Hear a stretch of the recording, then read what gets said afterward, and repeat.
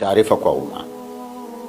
Baraza la Ulama Taifa katika kikao chake kilichofanyika leo tarehe 21 mwezi wa 7 2026 hapa BAKWATA makao makuu chini ya Mufti wa Tanzania na mwenyekiti wake Dr. Abubakar Zuberi, kikizingatia uamuzi wao wa tarehe 14 mwezi huu wa kuwasimamisha mashehe watatu kupisha uchunguzi wa tuhuma dhidi yao.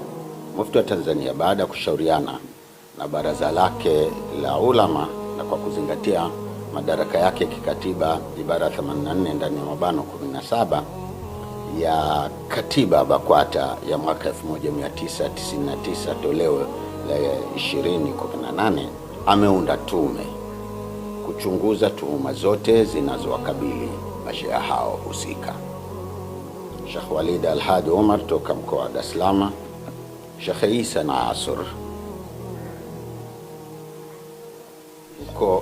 Sheikh Isa Nasr Isa kutoka mkoa wa Singida na Sheikh Hassan Idi Kibura toka mkoa wa Kigoma.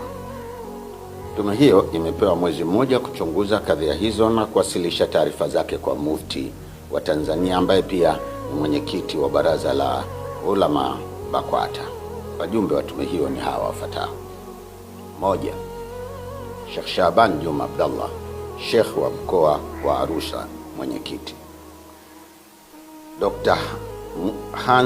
Musa Hans, mhadhiri chuo kikuu cha Dar es Salaam.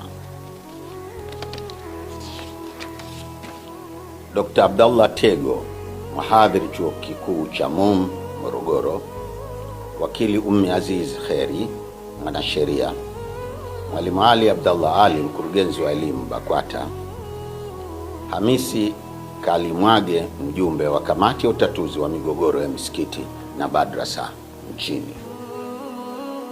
Tunasihi Waislamu wote wasiokuwa Waislamu kuwa watulivu kwa kipindi hiki ambacho tume inafanya kazi, na pia tunawaomba wenye taarifa muhimu kuhusu kadhia hii waweze kuwasilisha taarifa zao ndani ya tume hii.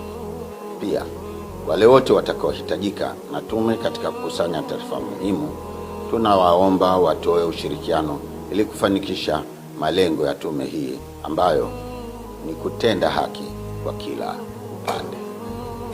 Tunamwomba Mwenyezi Mungu atuwezeshe katika jambo hili la kheri. Wa billahi tawfik. Hassan Said Chizengo, katibu wa baraza la ulama na msemaji wa Mufti.